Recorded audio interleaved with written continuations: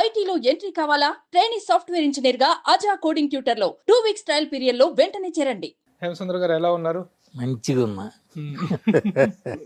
ఆరోగ్యం ఎలా ఉంటుంది? బాగుందండి. అదొకటే బాగుంది, మిగిలిన ఏం బాగాలేదు. ఎంత సార్ ఇప్పుడు వయసు? 83. ఆరోగ్యం చక్కగా తిరుగుతున్నారు, మీ పనులు మీరు చేసుకుంటే ఎలాంటి ఇబ్బంది లేదు. హెల్త్ వైజ్ నో కంప్లైంట్స్ అండి. అసలు నేను మాత్ర వేసుకుని ఎన్నాళ్ళైంది, ఎన్ని టాబ్లెట్, బీపీకి కానీ షుగర్ నథింగ్ ఏం లేదు.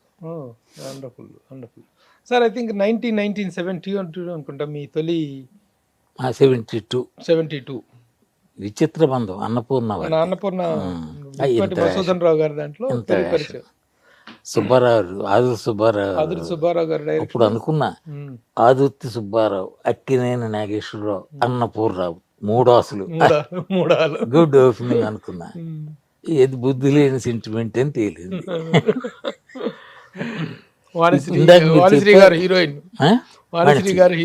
చీకటి వెలుగుల రంగేలి అది పాట. ఒకసారి సినిమా చెప్పాలంటే అందులో హిట్ సాంగ్ చెప్తే టక్కున గుర్తుకొస్తుంది.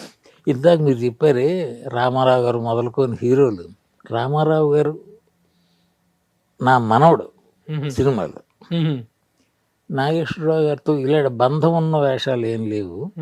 ఆ మిగిలిన హీరోలు అందరూ నా కొడుకులే. ఇప్పుడు మీరు చెప్పిన హీరోలందరూ కొడుకులే. రామారావు గారు మనవడు దేంట్లో సార్? ప్రేమ సింహాసనం, మన ఈయన బీరం మస్తాన్ రావు. ఆ వేళ మేము కిరఫ్ పాండిబజారే కదా, అక్కడ ఇది ఉండేదండి ఒక బుక్స్, రాణి బుక్ సెంటర్ అని, అది మా సెంటర్. అక్కడ ఇది లక్ష్మీకాంత్, మేము అలా సాయంకాలం కబుర్లు.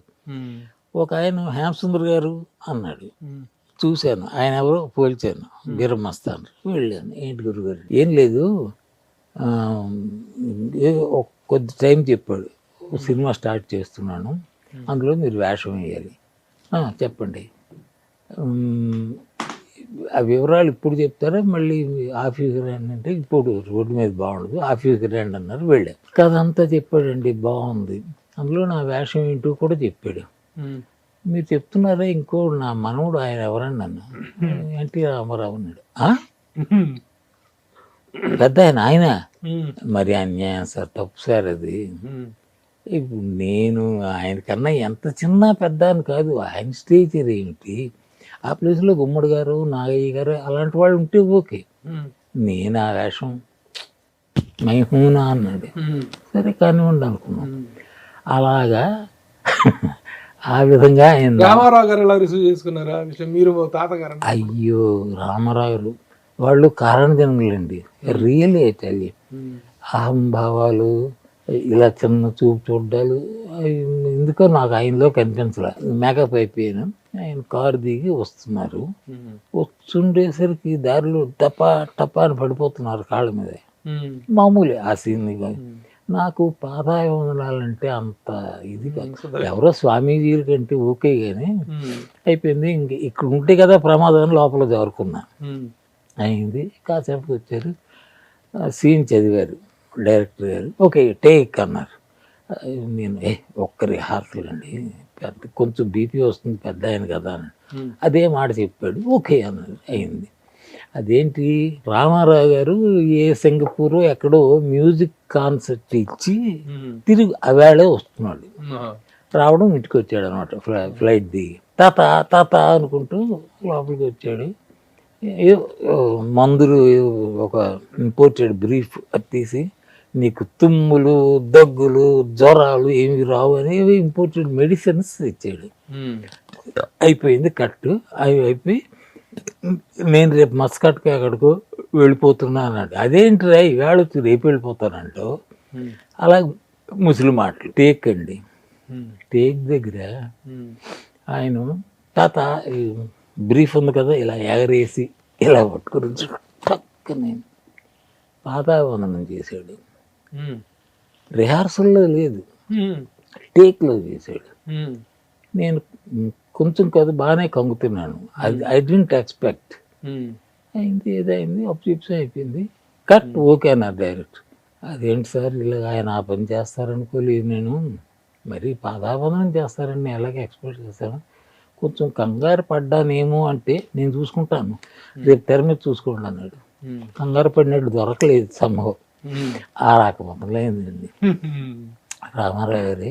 అక్కడి నుండి రామారావు గారు ఎక్కడ కనిపించిన మీరు నేను పాదాభివందనం చేసేది లేదు. చెప్పు తీసుకొట్టినట్టు అనిపించింది ఆయన చేసిన పని. ఆయన పాదాభివందనం చేయడమే ఒక మూర్ఖుడా అని తిట్టకుండా తిట్టారు అనుకున్నాను నేను.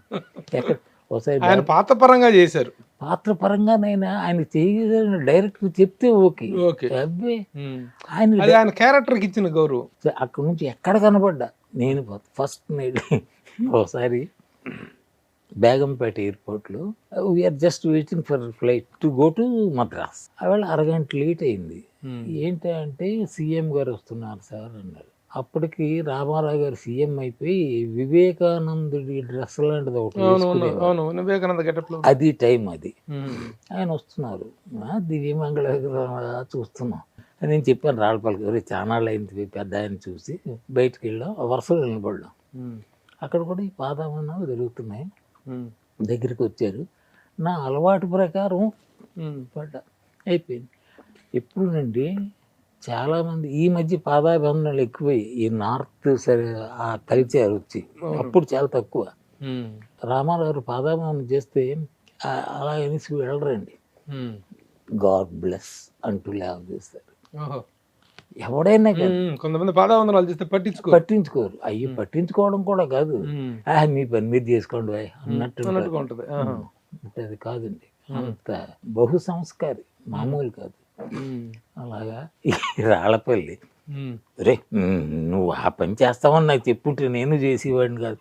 ఒరే నేను ఐఎమ్ నాట్ ప్రిపేర్డ్ రే, ఆయన చూడగానే అలా అయిపోయింది.